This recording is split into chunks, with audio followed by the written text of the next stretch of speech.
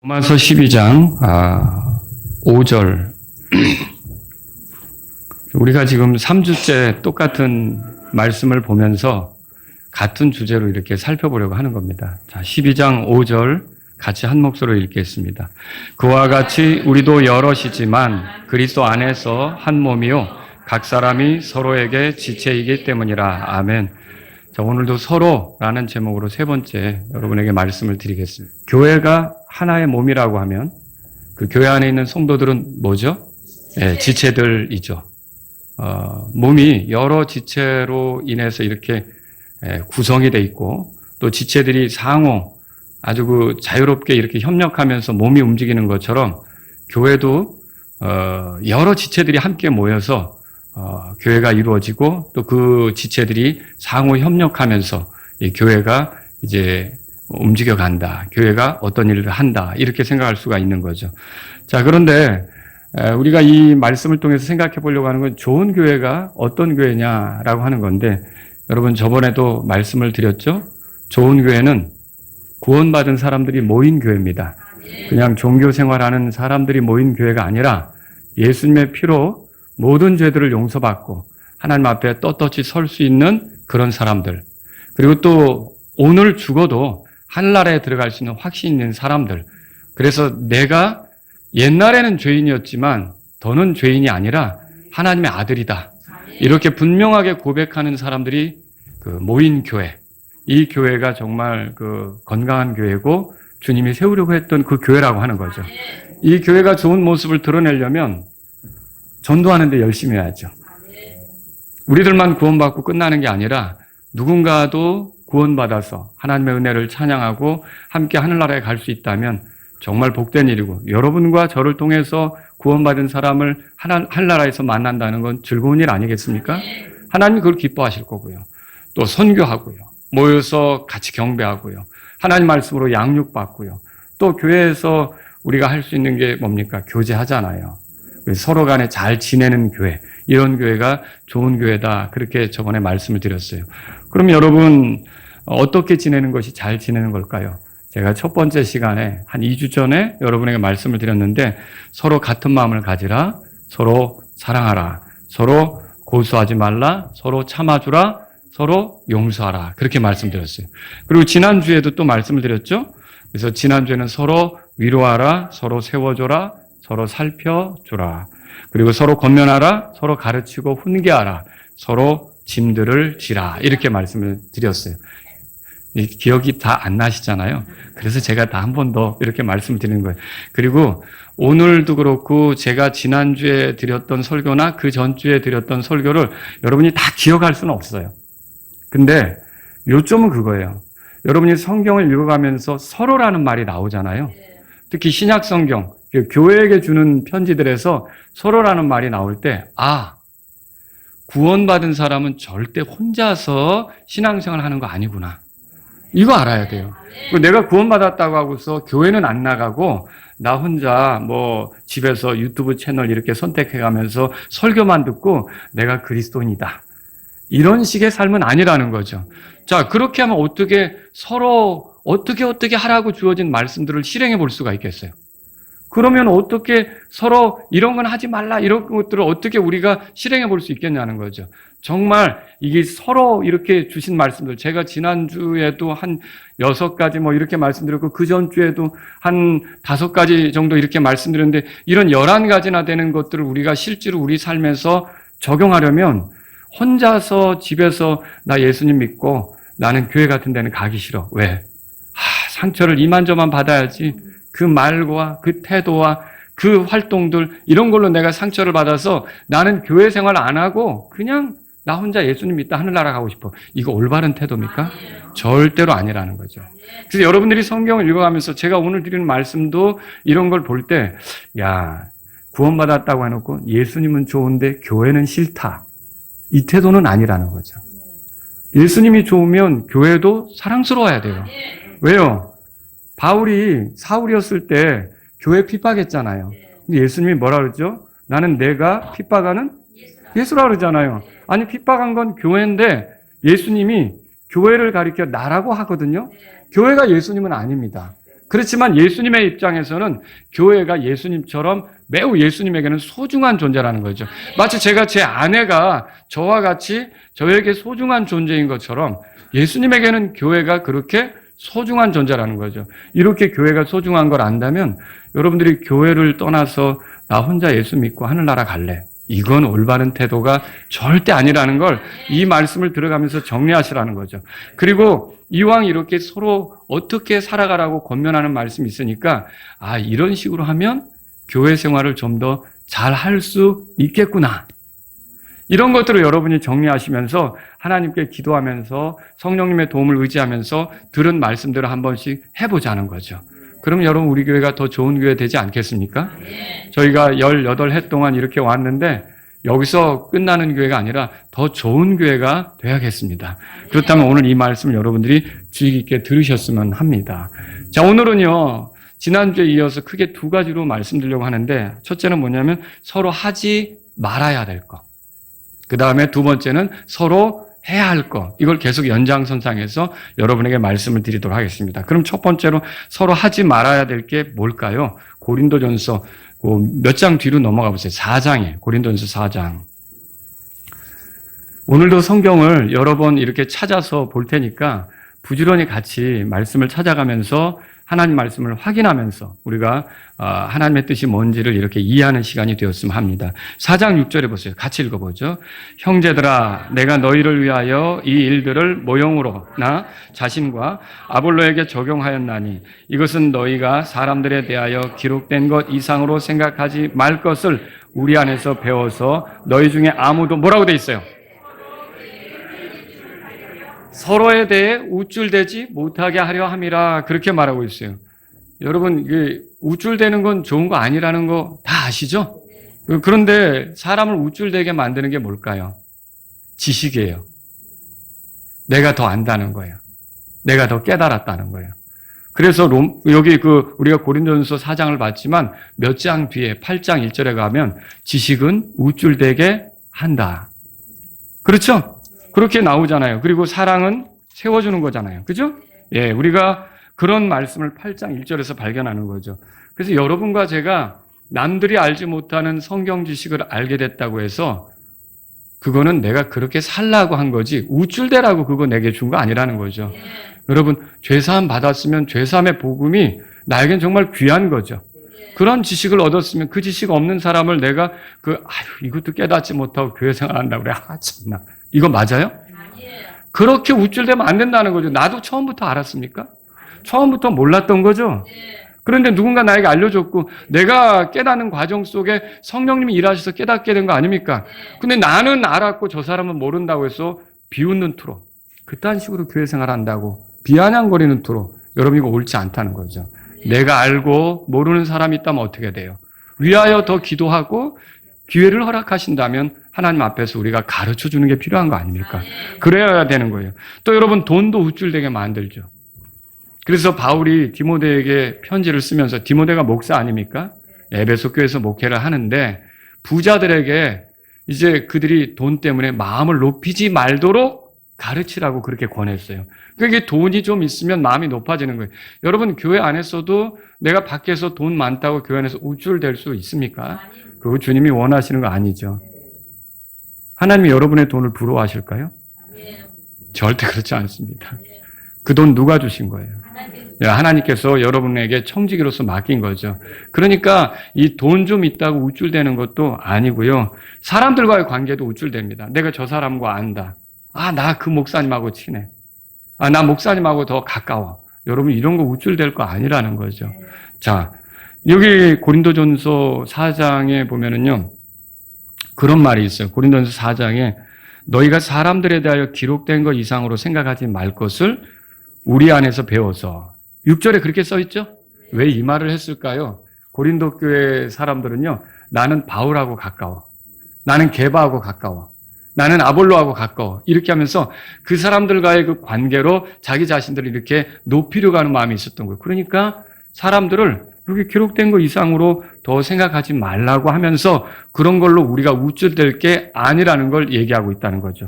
그래서 저와 여러분들은요. 우쭐대는 것은 서로에게 해서는 안 되는 거예요. 서로를 대할 때 내가 너보다 나 이런 태도는 아니라는 거죠. 우리가 부부 사이에도 그렇다고 했잖아요. 그렇게 얘기해야 되죠. 당신이 나를 구제해 줬어 이렇게 얘기해야 아내한테 그렇게 얘기하면 밥이 맛있다고 그랬잖아요. 네? 그런데 내가 구제해 준 줄로 알아. 그러면 내 우쭐대면 반찬이 좀 짜게 나올 수도 있습니다. 네? 그러니까 우리가 서로에 대해서도 어때요? 우쭐댈 게 아니라는 거죠. 고린도전서 13장 보면 뭐라고 써 있어요? 사랑에 대해서 말할 때 사랑은 우쭐대지 않는다. 4절에 말하잖아요. 저와 여러분이 서로를 사랑한다면 우쭐대는 것은 서로에 대해서 할 일이 아니다. 그렇게 정리하셔야 되죠. 또 두 번째로 서로를 판단하지 말아야 됩니다. 자, 로마서 14장으로 가보시면요. 거기에 보면 13절에 이렇게 돼 있어요. 자, 그 앞이니까 한번 찾아서 같이 읽어보죠. 14장 13절입니다. 다 같이 읽습니다. 그러므로 우리가 더 이상 서로를 판단하지 말고 오히려 이것 곧 아무도 자기 형제의 길에 걸림돌이나 넘어질 기회를 두지 않는지 판단할지니라. 판단하는 것 자체가 나쁜가요? 그건 아니죠. 우리가 어떤 거에 대해서 판단할 수 있어야 돼요. 잘못된 교리, 그죠? 또 도덕적으로 문란한 거, 이건 아니다. 이렇게 판단할 수 있어야 되죠. 또 이건 죄다. 이건 죄가 아니다. 이거 하나님이 기뻐하신다. 이거 하나님이 기뻐하시지 않는다. 이런 거 판단할 수 있어야 되죠. 이런 판단의 기준을 좋게 갖도록 이렇게 해주는 게 하나님 말씀 아닙니까? 하나님 말씀에 따라 우리가 판단할 수 있어야 되는 거죠. 근데 이 구절에서 말하는 건 뭡니까? 성도들에 대해서 함부로 판단하지는 말라는 거예요. 특히 지체의 의도를 모르면서 자신의 입장에서 일방적으로 그 지체가 하는 말, 그 지체가 하는 행동, 그 지체가 보여준 태도를 자기 입장에서 해석해서 판단하는 건 스스로 하나님 위치에 올라가는 거예요. 심판자는 누굽니까? 하나님이시죠. 근데 자기가 하나님 위치에 올라가서 이랬을 거다, 저랬을 거다, 그래서 이런 거다. 여러분 정말 궁금하면 찾아가서 물어볼 수는 있죠. 그렇잖아요. 그런데 그게 아니라 이게 내가 그런 것도 없이 판단만 하는 거예요. 그리고 그게 마치 기정사실인 것처럼 사람들에게 계속 그 얘기를 하는 거죠. 여러분 이런 것들은 주님이 기뻐하는 것이 아니라는 거죠. 오히려 14장 13절에서 뭘 얘기하냐면 우리가 형제의 길에 걸림돌이나 넘어질 기회를 두지 않는지 그거 판단하라고 그랬어요. 그러니까 우리가 서로에 대해서 함부로 의도를 알지 못한 채 저 사람은 그래서 그랬을 거야. 그래서 그랬을 거야. 처음엔 그래요. 그리고 나중엔 그래서 그랬어. 이렇게 돼요. 그러니까 이런 판단은 옳은 겁니까? 아니라는 거죠. 이런 것들은 해서는 안 되는 거죠. 자, 뒤로 가보죠. 야고보서 가보세요. 야고보서 4장에 세 번째로 말씀드리고 싶은 게 서로 비방하지 말라라고 하는 거예요. 4장 11절. 자, 다 같이 한번 11절 읽어보죠. 읽겠습니다. 형제들아 서로 비방하지 말라. 자기 형제를 비방하는 자나 자기 형제를 판단하는 자는 율법을 비방하며 율법을 판단하는 자니라. 그러나 만일 내가 율법을 판단하면 너는 율법을 행하는 자가 아니요 판단하는 자니라. 자, 율법은 판단하라고 있는 거예요? 행하라고 있는 거예요? 원래 행하라고 있는 거죠. 우리가 형제를 대할 때도 형제를 판단하라고 있는 게 아니라 사랑하라고 있는 거죠. 우리가 그렇게 생각해야지 형제를 판단의 대상으로 삼아서 가는 것은 안 된다는 거죠. 그리고 그 판단이 지나쳐서 계속 이랬을 거야 했다가 이랬어 라고 말하면서 나쁘게 말하는 거 있죠. 좋지 않게 말하는 거 있죠. 악하게 말하는 거 있죠. 이게 뭐냐면 비방이에요. 자, 이거 하라고요? 하지 말라고 지금 말하고 있는 거예요. 아, 그 자매 있잖아. 실은 하면서 막 이렇게 얘기하는 거 있죠. 그리고 또, 그 형제 있잖아. 내가 사실 이 말은 안 하려고 했는데, 라고 약 얘기하는 거 있죠. 이 말은 안 하려고 했는데 하지 말아야죠. 근데 그걸 꼭 달고서 해는 게 문제죠. 그렇죠. 그런데 보세요. 그래서 그걸 들은 사람들이 그 지체에 대해서 나쁘게 생각하도록 만드는, 좋지 않게 생각하도록 만드는 그 비방 있잖아요. 이건 하나님이 기뻐하십니까? 아니라는 거예요. 그래서 서로 뭐라 그랬어요? 비방하지 말라. 이렇게 말하고 있어요. 근데 여러분이 또 이 비방은요, 믿는 사람에게 지체 흉보는 것도 안 되지만요, 특히 여러분 가운데 배우자가 믿지 않는 경우, 주변에 믿지 않는 사람이 있는 경우, 그들 앞에, 여보, 오늘 교회 갔다 왔더니, 근데 남편은 혼자 집에 있었어요. 왜? 교회를 안 다니니까, 믿음도 없으니까, 구원도 못 받았으니까. 그런데 오늘 교회 갔다 왔더니, 그 김자매 왜 그러는지 몰라. 정말 밥맛이야. 그러면서 이제 막 예를 들어서 김자매에 대한 비난을 막 털어놨어요. 자, 그러면 남편이 그 교회는 왜 가? 이렇게 하지 않을까요? 그런 신앙생활은 왜 해? 이렇게 하지 않을까요? 여러분이 그렇게 말하는 게 그 남편에게 교회 갈 수 있도록 징검다리 역할을 한다고 보십니까? 예수님 믿도록 그런 징검다리 역할을 한다고 보십니까?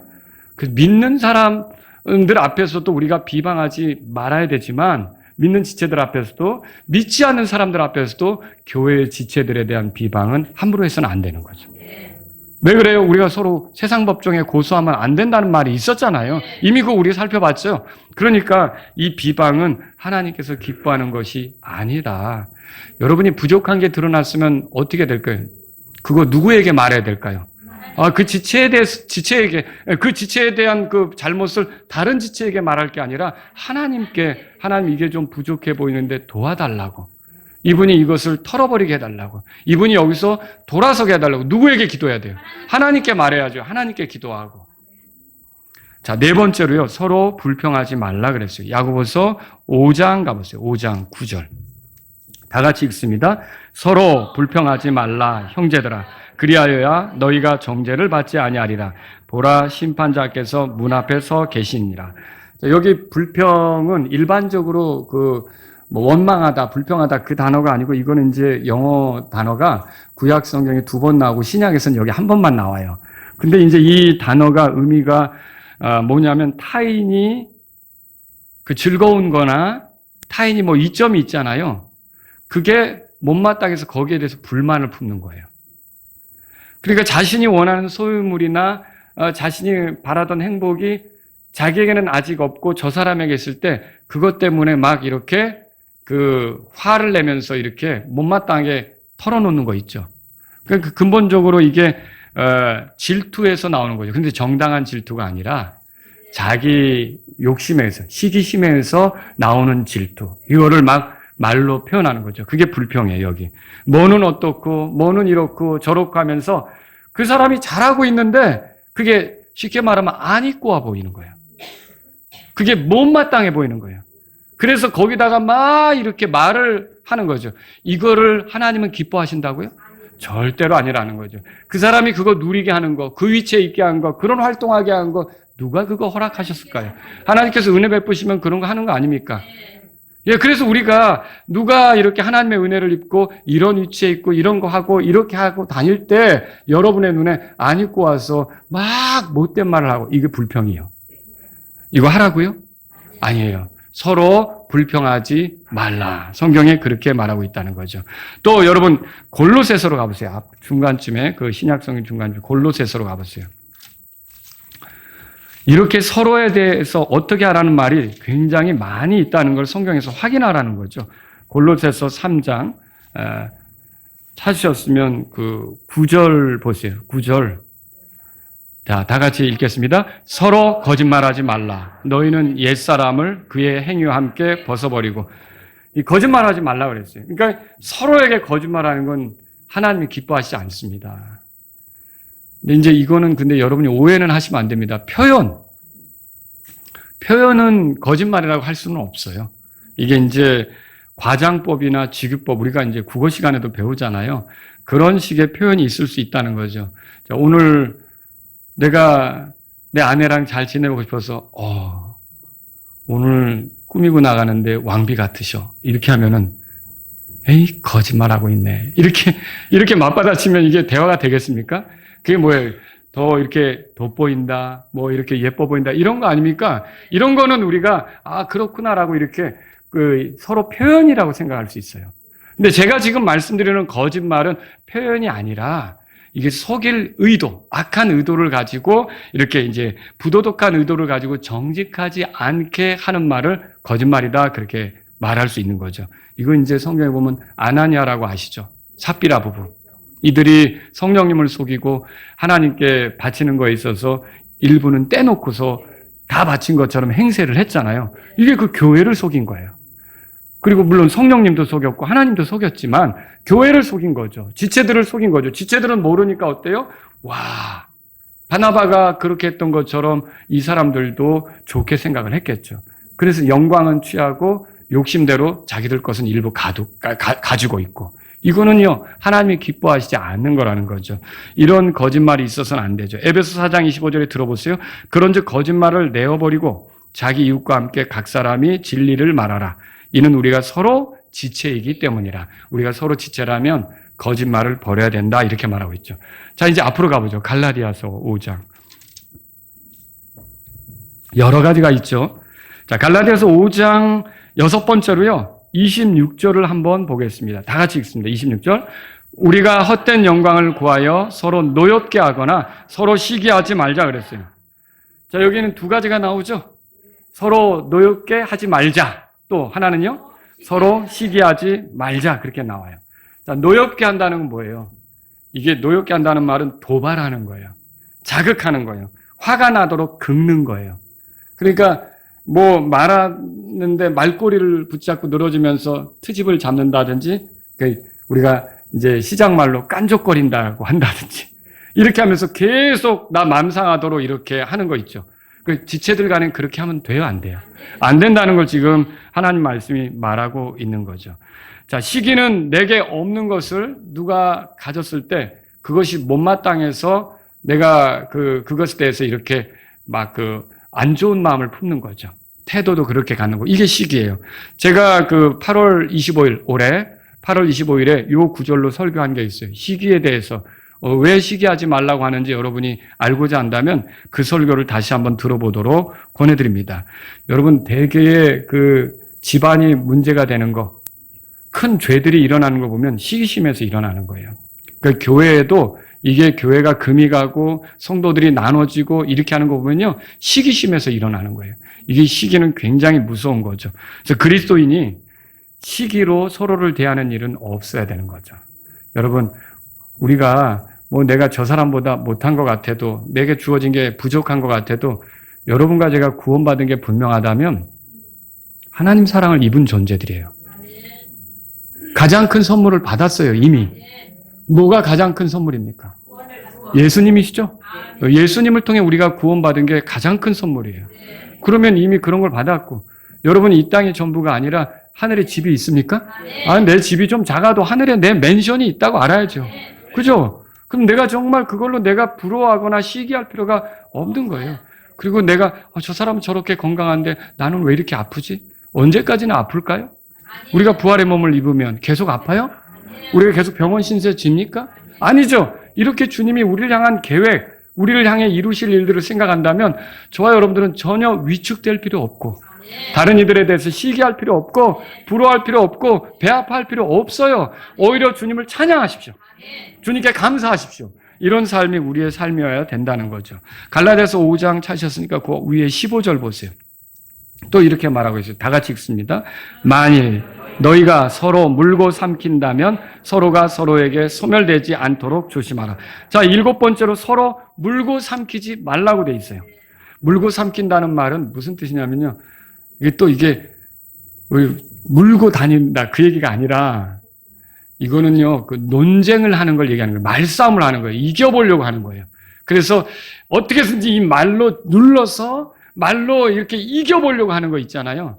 이게 이제 어떻게 보면 물고 삼키는 거죠. 격렬한 논쟁으로 서로에게 상처를 입히는 거예요. 여러분, 말싸움에서 이겼다고 해서 모든 게 정말 내가 원하는 대로 돌아갈까요? 아니에요. 그렇지 않아요. 이상하게도요, 말싸움에는 상처가 남게 돼 있어요. 그리고 말싸움에 진 사람하고는 어쨌든 내가 이겨서 좋은 게 아니라 그 사람하고는 회복이 어렵게 될 수도 있어요. 관계가 좋게 이루어지지 못할 수도 있다는 거죠. 그러니까 애당초 말싸움 할 필요는 없어요. 여러분과 제가 말싸움에서 이겼다고 주님이 너 이겼구나 트로피 주지 않으세요. 우리가 믿음대로 살았을 때 그리스도 앞에서 상 받는 거지, 거기에서 말싸움에서 승리했다고 상 주는 건 아니라는 거죠. 거기다가 목숨 걸 필요 없어요. 그러니까 여러분과 저는요, 이렇게 물고 삼키지 말아야 된다. 그거 이겨보려고 물어뜯고 그냥 내가 그거 조각 내려고 하고 내가 더 이렇게 낫다라고 이런 식으로 논쟁하려고 하고, 이건 옳지 않다는 거죠. 그냥 그리스도인들이 지체가 이렇게 서로 말다툼이 일어날 때는 미안하다고 하고 물러서고 나중에 얘기하자고, 그리고 좀 정돈된 다음에 다시 얘기를 하든지 이렇게 해야지, 거기서 막 이렇게 해서 말싸움을 일으킬 필요는 없다는 것이죠. 자, 제가 이렇게 하지 말아야 될 것들을 한 7가지 말씀드렸고요. 이제 두 번째로 해야 될 것들을 말씀드릴게요. 자, 그 갈라디아서 찾으셨죠? 5장에 그 위에 2절 올라가시면 13절에 있어요. 첫 번째로 서로 섬기라는 거예요. 자, 다 같이 읽겠습니다. 이는 형제들아, 너희가 부르심을 받아 자유에 이르렀기 때문이니 오직 자유를 육신을 위한 기회로 쓰지 말고 다만 뭐라고 돼 있어요? 사랑으로 서로를 섬기라, 그렇게 돼 있죠. 여기 섬기라라는 말은요, 한마디로 말하면 종노릇 하라, 그렇게 말하는 거예요. 여러분, 우리가 마태복음에서 한 사람이 두 주인을 섬길 수 없다, 그렇게 말하죠. 그때 하나님과 만몬에 대해서 말하면서 그게 나오잖아요. 거기 이제 섬긴다는 말, 그게 종노릇 할 수 없다는 그런 얘기거든요. 그 단어가 여기에도 똑같이 쓰인 거죠. 그래서 한 몸에 우리가 여러 지체들로 이렇게 구성이 되었다면 사실 여기에 있는 게 뭐 하는 거냐면 섬기러 여기 있는 거라는 거죠. 그래서 제가 한번 말씀드렸잖아요. 외국에서는 예배 드린다고 할 때 뭐라 그래요? 예배를 뭐라 그래요? 서비스라고 그래요. 서비스. 서비스가 뭐예요? 하나님을 섬기고 지체들을 섬기는 거예요. 이게 예배가 그거라는 거죠. 그러니까 여러분과 제가 교회에 오는 거는요, 대접받으려고 오는 게 아니에요. 오늘 누가 나를 알아주나, 오늘 누가 나에게 뭐 해주나, 오늘 누가 어떻게 해주나, 이게 아니에요. 여러분이 교회에 경배하러 온다는 건 뭐 하러 오는 거예요? 서비스하러 오는 거예요. 섬기러 온다는 것을 여러분이 아셔야 돼요. 교회는, 그래서 내가 신앙생활 하는 거는요, 섬길 기회를 찾고 그런 기회가 주어지면 신실하게 섬기려고 하고, 이게 우리가 교회 생활의 모습이어야 한다는 거죠. 그래서 하나님이 우리에게 또 은사도 주는 거 아닙니까? 은사를 주시잖아요. 그 은사를 왜 주는 거예요? 그 은사로 섬기라고. 들어보세요. 베드로전서 4장 10절에 각 사람이 은사를 받은 대로 하나님의 여러 가지 은혜를 맡은 선한 청지기들로서 서로 그 은사로 섬기라, 그렇게 되세요. 그 은사로 서로 섬기라. 은사는 예를 들어서 어떤 특별한 은사를 받으면 난 신앙적으로 이렇게 레벨이 업그레이드 됐어요, 그거예요? 나는 이 은사를 가지고 있기 때문에 저 지체들하고는 좀 급이 달라, 이거예요? 이거 아니라는 거죠. 내가 뭐 어쩌다는 거, 내가 저 사람들보다 우월하다는 거, 이거 입증하기 위해서 은사가 주어진 게 아니라, 은사라고 하는 거는 섬기라는 뜻으로 주신 거예요. 다른 사람에게 없는 은사, 내게 있다면 그걸로 섬겨보라고 주신 거라는 거죠. 그래서 저와 여러분들은요, 지체들을 향하여 서로 섬기는 자세로 나가야 된다, 이렇게 정리하셔야 되는 거죠. 또 에베소서로 가보세요. 에베소 5장에 가보겠습니다. 그 갈라디아서 있으니까 뒤에 에베소서로 바로 넘어가면, 자, 21절입니다. 21절. 다 같이 한번 한 목소리 읽겠습니다. 하나님을 경외하는 가운데 너희 스스로 뭐라고 돼 있어요? 서로에게 복종하라, 이렇게 돼 있죠. 제가 지난 수요일 날 설교에서 복종과 순종에 대해서 여러분에게 말씀을 드렸어요. 복종은 뭐냐면 굴복하는 거, 따르는 거, 그런 의미죠. 항복, 물러나는 거, 양보하는 거, 이런 것들을 얘기하는 거예요. 그러니까 어떤 결정을 내릴 때 반드시 내 결정대로 돼야 된다가 아니라, 의견들이 또 그렇다면 내가 물러날 줄 아는 게 복종이라는 거죠. 여러분, 우리가 군대에서도 복종한다는 거는 사병이 있고 장교가 있으면 사병이 물러나야지, 그렇지 않습니까? 내 뜻대로 해야겠습니다라고 계속 주장하면 그 군 부대가 통솔이 되겠냐는 거죠. 물러나는 거죠. 그래서 이렇게 뒤로 물러가는 걸 얘기하는 거예요. 베드로전서 한번 보실래요? 베드로전서 5장에 그 5절에 보세요. 5절에, 자, 여기도 서로 복종하라는 말이 나오는 거예요. 다 같이 읽습니다. 마찬가지로 너희 젊은이들아, 장로에게 복종하라. 참으로 너희 모두가 뭐라고 되어 있어요? 서로 복종하고 겸손으로 옷 입으라. 이는 하나님께서 교만한 자들은 물리치시고 겸손한 자들에게는 은혜를 주시기 때문이라. 그래서 복종은 어떨 때 가능하냐? 남을 나보다 더 낮게 여길 때 복종이 가능해요. 복종은 내가 겸손한 마음이 있을 때 가능해요. 그래서 복종은 겸손의 표현이에요. 그래서 지금 여기서 복종을 얘기하고 하나님께서 교만한 자들은 물리치시고 겸손한 자들에게는 은혜를 준다, 그렇게 말하는 거죠. 그래서 그리스도의 몸을 두고 여러분이 그 교회에 더해졌을 때 내가 원하는 스타일의 교회가 되게 하겠다, 여러분, 이건 위험한 생각이 될 수도 있어요. 그 교회가 처음에 세워질 때의 취지, 그리고 추구하는 믿음, 교리들, 이런 거 있잖아요. 그런데 어떤 사람이 새롭게 들어와서, 이거, 그 물에 들어갔다 나오는 그런 침례를 하면은 얼마나 불편해. 간단히 머리에다 찍으면 좋은데, 우리가 그런 교회로 만들어야겠다. 이렇게 하면 안 된다는 거죠. 어떻게 돼요? 그 교회가 처음에 추구했던 그런 믿음을 같이 지켜가려고 하는 게 올바른 교회 생활이 된다는 거죠. 여러분도 아시잖아요. 사공이 많으면 배가 어디로 간다 그래요? 네, 산으로 간다 그러죠. 전부 다 내 뜻대로 해달라고 다 얘기해요. 의견을 낼 수는 있습니다. 하지만 의견은 조율이 돼야 되고, 또 의견은 그 형편에 맞아야 되고, 적절하게 돼야 된다는 것이죠. 그렇지 않고 고집스럽게 이렇게 내가 원하는 대로 돼야 된다면 복종이 거기 되겠습니까? 안 될 수 있다는 거죠. 또 여러분, 이제 해야 될 거 세 번째는 뭐냐면요. 서로 동정심을 가지라는 거예요. 베드로전서 거기 찾으셨으니까 3장으로 가보세요. 3장. 네. 8절 우리 읽겠습니다. 8절 다 같이 읽습니다. 끝으로 너희는 모두 한 마음이 되어 서로 동정심을 갖고 형제로서 사랑하고 불쌍히 여기며 예의 바르게 행하라. 악을 악으로 이렇게 이제 쭉 나가죠. 예, 여러분 동정심 뭐예요? 사람의 고통, 불행에 대해 함께 슬퍼할 수 있는 마음이에요. 그러니까 불쌍히 여기는 마음인데 사랑하는 마음하고 슬퍼하는 마음이 섞여 있는 거예요. 그러니까 여러분이 사랑을 하기 때문에 그 어려운 걸 보고 같이 슬퍼하게 되는 마음. 이게 동정심이라는 거죠. 정상적인 그리스도인들은 이렇게 서로에 대해서 동정심을 갖고 대한다는 거죠. 그래서 자기 연민에 빠지기보다는 자기 연민이 뭐예요? 자기에 대한 동정심이죠. 그렇게 하기보다는 서로에 대한 동정심으로 나아가는 것이 여러분 그리스도인의 모습이다라고 하는 거죠. 그래서 서로 동정심을 가지라. 또 베드로전서 4장 보세요. 베드로전서 4장의 9절에는 또 이렇게 돼 있죠. 다 같이 한번 읽겠습니다. 불평 없이 서로 환대하라. 네 번째로 서로 환대하라 그렇게 돼 있어요. 환대한다는 말은 열린 마음, 환영하는 자세로 대하는 거예요.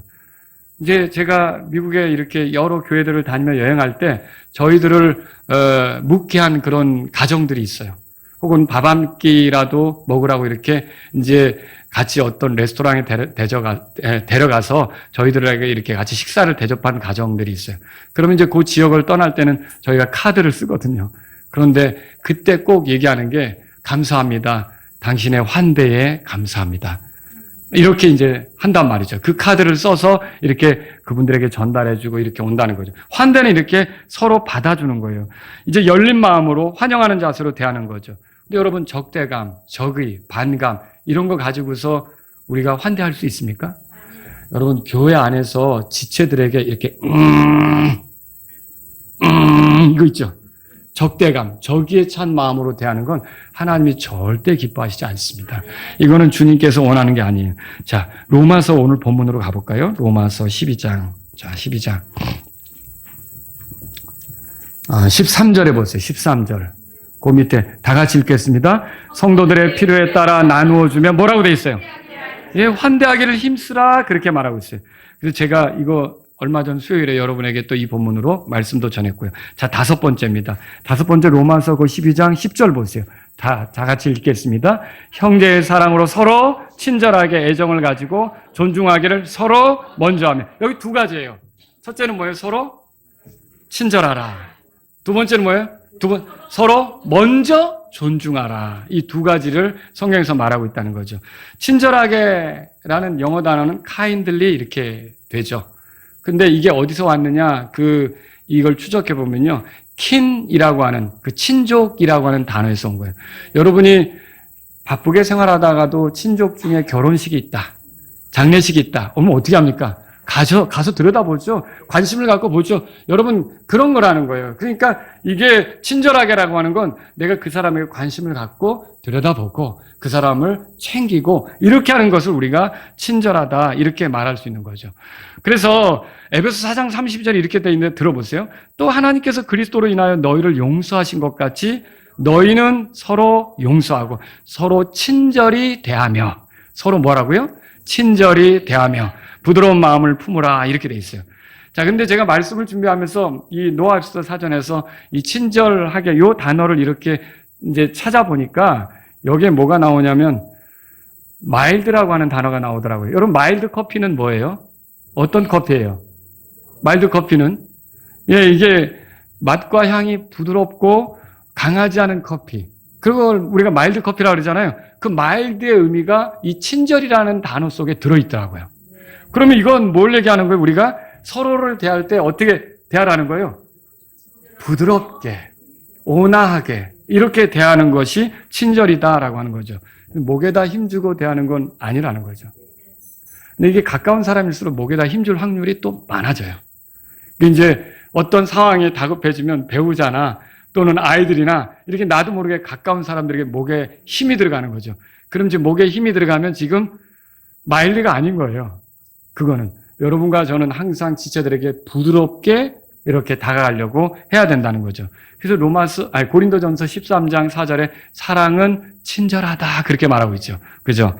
자, 또 여기 존중이라는 단어가 있어요. 존중은 뭐예요?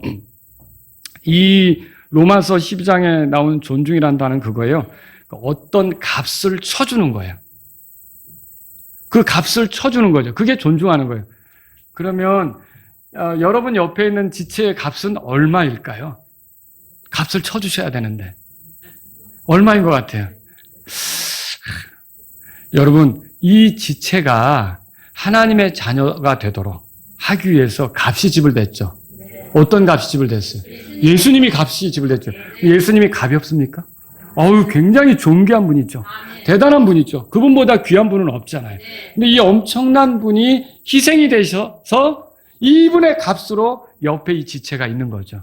그러면 그 지체를 대할 때 그 예수님 생각해서 예수님 값으로 귀하게 대접하는 거예요. 그게 우리가 그 지체를 대하는 올바른 그런 존중하는 거죠. 그걸 서로 먼저 하라는 거죠. 이게 성경이 말하는 것이다라는 거예요. 자, 6번째는 뭡니까? 로마서 거기 찾으셨으니까 15장 가보세요. 로마서 15장. 굉장히 많죠. 15장. 자, 7절입니다. 7절에, 여러분, 그런즉 다 같이 읽습니다. 그런즉 그리스도께서 하나님의 영광으로 우리를 받아들이신 것 같이 너희도 서로를 뭐라고 돼 있어요? 서로를 받아들이라 이렇게 말하고 있어요. 이 받아들인다는 것은 영접하다 이걸 얘기하는 거예요. 취하다 이걸 얘기하는 거죠. 사도행전 28장에 보면 바울이 멜리다라고 하는 섬에 상륙했을 때 그 바울 일행 있잖아요. 그 로마로 항해하는 그 일행들 배가 파손해가지고 거기 올라갔잖아요. 그런데 거기에 있는 그 원주민들이 그 일행을 받아들였다고 돼 있어요. 그 뭐예요? 그 품었다는 거죠. 그래서 여기서 우리가 받아들인다는 건 어떻게 생각해야 되냐면, 여러분, 하나님께서 우리 받아주신 거 아시죠? 예. 이게 개역 성경에는 나오지 않지만, 킹제임스 성경에는 나오는 표현이거든요. 영어 성경에 이렇게 돼 있어요. 들어보세요. 에베소 1장 6절에 그분의 은혜의 영광을 찬양하게 하시려는 것으로서 그 은혜 안에서 그분께서 우리를 그 사랑하시는 자 안에서 받아주셨도다. 이게 철로 역정에도 나오죠.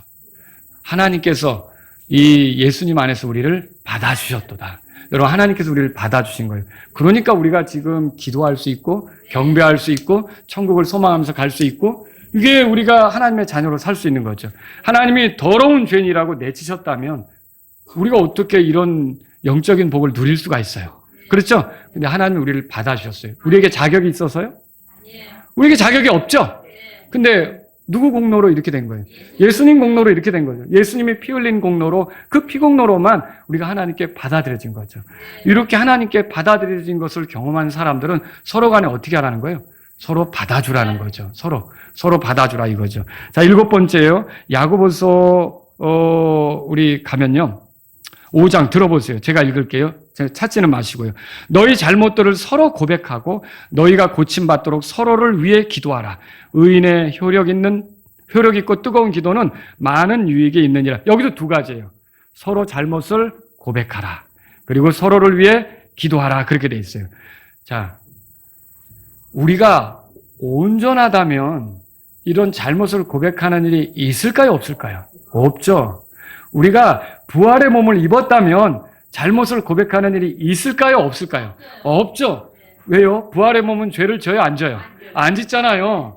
그리고 우리가 하늘에 올라갔다면 잘못을 고백하는 일이 있을까요? 없을까요? 없죠. 왜요? 거기서는 우리가 주님과 함께 영광스럽게 있는데 죄의 몸을 벗어버렸는데 뭐 그런 일이 있겠냐는 거예요. 그런데 아직은 우리가 이 땅에 있고, 그죠? 아직은 이 죄에 익숙한 몸을 가지고 있고, 아직은 우리가 세상이나 사탄의 그런 유혹, 영향 이런 것들로부터 온전히 자유롭지는 않다는 거죠. 그렇다면 우리가 실수할 때가 있겠죠. 우리가 잘못할 때가 있겠죠. 그럴 때는 잘못을 어떻게 하라는 거예요? 서로 자백하라. 서로 고백하라는 거예요. 그리고 어떻게 고백을 들었으면 또 서로 용서해 주는 것도 필요하고요. 그리고요, 서로를 위해 기도하는 것이 필요하고요. 여러분, 어떤 사람이 그 잘못으로 인해 병이 났을 수 있다면 그 사람을 위해 기도하고 그 사람이 잘못을 인정하고 돌이켜 온전하게 될 수 있도록 우리가 기도해 줄 수 있는 거고요. 여러분, 이렇게 서로 기도하라, 이것을 또 서로 잘못을 고백하라, 이것을 우리가 하나님 말씀으로 받았으면 좋겠습니다. 또 마지막으로 하나 더 할게요. 로마서 아까 거기 찾으셨죠? 예, 로마서 16장에 보면 16절에 보세요. 로마서 16장. 자, 이게 저는 교회 생활에 이게 기본이라고 생각해요. 16장 16절입니다. 다 같이. 거룩한 입맞춤으로 서로 문안하라. 그리스도의 교회들이 너에게 문안하느니라. 여기 문안하라 그렇게 돼 있죠? 요거는 인사하라 그 소리예요. 자, 고린도전서 16장 20절 들어보세요. 모든 형제가 너희에게 인사하느니라. 너희는 거룩한 입맞춤으로 서로 인사하라. 그렇게 돼 있어요. 그 다음에 고린도후서 13장 10절에 이렇게 써 있어요. 거룩한 입맞춤으로 서로 인사하라. 그리고 베드로전서 5장 13절에 이렇게 써 있어요. 너희는 사랑의 입맞춤으로 서로 인사하라. 다 뭐 하라고 돼 있어요?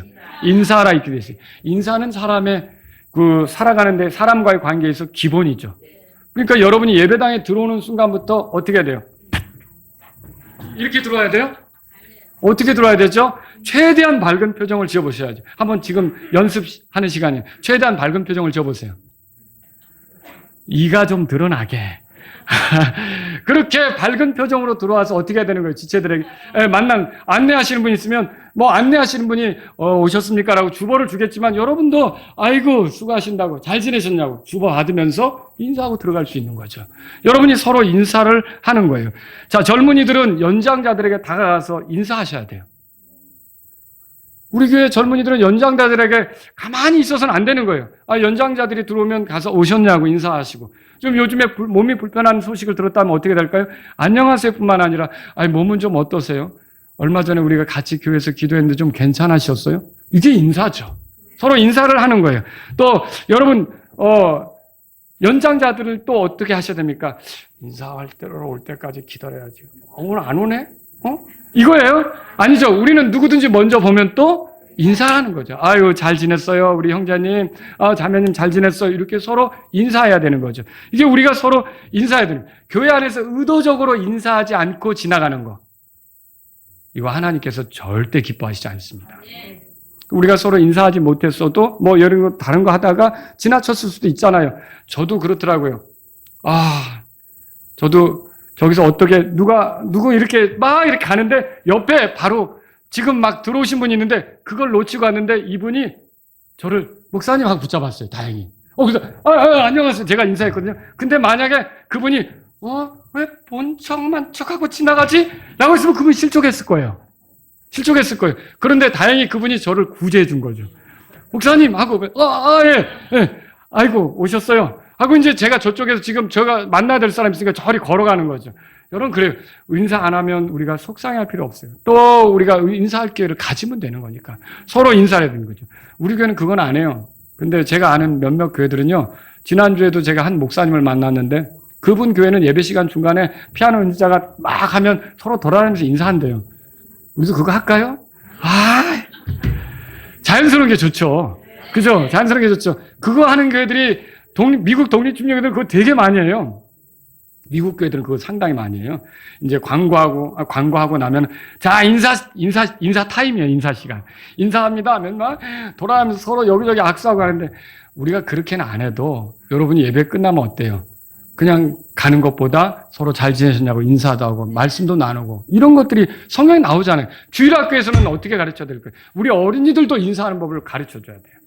예를 들어서 교육관에 이렇게 누워서 애들하고 놀고 있다가 어른이 얘들아 왔니? 그러면 어떻게 오셨어요? 이러면 돼요? 어른들한테 인사하는 법을 가르쳐야죠. 어른이 인사를 하면 어떻게 해야 돼요? 너희들 왔니? 잘 지냈니? 하면 이렇게 하고 놀고 있다가도 일어나서 오셨습니까? 라고 가르쳐야죠. 주일학교 선생님들 가르쳐 주셔야 돼요. 가르쳐 주셔야 돼요. 애들이 그렇게 인사할 수, 그리고 어른들뿐만 아니라 친구들끼리도 인사할 수 있게 해줘야 돼요. 이게 어려서부터 돼야 되죠. 이래 누가 왔냐? 이게 아니라 왔니? 잘 지냈니? 라고 반갑게 인사하는 걸 가르쳐 줘야죠. 성경이 오죽했으면 이거 인사하라는 말까지 넣겠어요. 예? 그러니까 우리가 주일학교에서도 어린이들도 가르쳐야 돼요. 인사훈련 시키셔요. 친구 만나면 어떻게 인사하는지도 가르치셔요. 그냥 오는 둥만 둥 하고 이렇게 서로 이러고 주일학교 하는 게 아니라 서로 정말 이렇게 다정다감하게 인사를 나눌 수 있도록 주일학교에서부터 훈련을 시켜야 되는 거죠. 여러분 집에는 어때요? 나갈 때도 그냥 말 없이 나갑니까? 들어올 때도 말 없이 들어오고? 그거 이상한 집이죠. 그죠? 들어올 때는 어떻게 해요? 우리도 아이들이 이제 뭐 나갔다 들어오면 다 문간에 나서 잘 갔다 왔니? 라고 쳐다보고 갈 때도 또 그렇게 하고 서로 그렇게 하는 게 우리가 필요한 거 아닙니까? 교회에서도 인사가 기본이에요. 인사로 인해 마음에 다치고 힘들고 이렇게 생기지 않도록 서로 어떻게 될까요? 인사해야 된다는 거예요. 이게 교회 분위기를 좋게 하는 거죠. 오늘 저는 서로 간에 하지 말아야 될 거, 서로 간에 해야 될 거 살펴봤어요. 다 잊어버리셨죠? 네. 제가 말씀드릴게요. 서로 우쭐대지 말라, 서로 판단하지 말라, 서로 비방하지 말라, 서로 불평하지 말라, 서로 거짓말하지 말라, 서로 노엽게 하지 말라, 서로 시기하지 말라, 서로 물고 삼키지 말라. 굉장히 많죠. 또 해야 될 것도 말씀드렸죠. 서로 섬기라, 복종하라, 동정심을 가져라, 서로 환대하라, 서로 친절하라, 서로 먼저 존중하라, 서로 받아들이라, 서로 잘못을 고백하라, 서로 기도하라, 서로 인사하라. 여러분, 제가 이거 지금 다 외우라고 하는 게 아니고요. 여러분이 성경 읽어갈 때 이 서로라는 말이 나오면 나 혼자 신앙생활 하는 게 아니라 교회를 통해서 신앙생활을 해야 하는구나. 이거 다시 확인하라는 거죠. 그리고 또 이런 말씀들을 대할 때마다 자신을 비춰보면서 내가 혹시 이게 부족한 게 아닌가, 이게 좀 모자라지 않는가, 그런 것이 있다면 어떻게 해요? 그것들을 주님께 기도하면서 또 주님 말씀대로 하려고 헌신하다 보면 개선이 될 수도 있는 거고요. 바뀌어질 수 있는 거죠. 주님의 권능으로. 우리는 할 수 없지만 주님의 영이 우리 안에 계시잖아요. 성령님이 계시잖아요. 말씀이 우리에게 들어왔잖아요. 그럼 우리가 순종할 때는 능력이 나타날 거 믿으십니까? 이런 변화가 나타날 수 있는 거죠. 그리고 이런 모습이 나타날 때 교회의 모습은 어떨까요? 정말 아름답고 밝아지겠죠. 교회가 하나의 몸이며 구원받은 자들이 그 몸의 지체라면, 그리고 나를 하나님께서 이 교회의 지체로 더해주셨다면 우리가 지금 서로 어떻게 하라고 어떤 건 하지 말라고 한 이 말씀들을 가볍게 여기지 않고 그런 것들을 이렇게 삶에 적용해 가면서 더 좋은 교회로 만드는 게 필요하다는 거죠. 여러분, 좋은 교회는 다른 게 아니에요. 내가 좋은 성도가 될 때, 다른 사람이 좋은 성도가 되는 게 아니라 내가 좋은 성도가 될 때 그 교회가 좋은 교회가 되는 거예요. 좋은 성도인 사람들이 모인 교회가 좋은 성도가 되는 거죠. 우리는 몸을 세우기 위해 여기 있는 거예요. 교회를 세우기 있는 거죠. 우리는 교회가 뭐예요? 성도들이죠. 성도들을 강하게 하기 위해 있는 거예요. 그래서 이 점을 기억하고 교회 생활을 해야 된다는 거죠. 예의를 지키고 서로에게 사랑으로 다가가는 것. 이게 교회 생활이라는 걸 깨달으시기 바랍니다. 또한 이 원리는요, 가정에도 적용할 수 있어요. 믿는 다른 사람들과의 관계에서도 적용할 수 있고, 여러분이 더 좋은 가정을 만들고 더 좋은 관계를 만들려고 한다면 오늘 말씀, 지난주, 그 전주 이렇게 우리가 들은 것들을 한번 되새겨보면서 같이 이렇게 주님의 말씀에 따라 움직이면 더 좋은 관계, 더 좋은 가정, 이런 것들을 여러분이 경험하게 될 것입니다. 다 같이 일어서시겠습니다. 오늘 말씀을 들으신 여러분 가운데 하나님 아버지, 저에게 교회를 주셨는데 제가 이 교회의 지체로서 지난 몇 주 동안 들은 말씀대로 좀 서로를 향해 하지 말아야 될 것은 하지 않고 또 해야 될 것은 하는 그런 성도로서 잘 살아볼 수 있기를 원합니다. 이런 분이 있다면 이 시간 주님 앞에 나아가십시오. 그리고 제가 오늘 여러 가지로 얘기했는데 여러분이 걸리는 게 사람마다 다 다를 수 있어요. 내가 이게 걸렸구나. 내가 이게 잘못이었구나. 내가 이게 교회 생활로서 적절하지 않았구나. 이런 것이 있다면 여러분, 하나님, 내가 이걸 고치길 원합니다. 주님이 도와주셔서 내가 바르게 생활할 수 있도록 인도해 주십시오. 이런 분이 있다면 이 시간 주님 앞에 나아가십시오.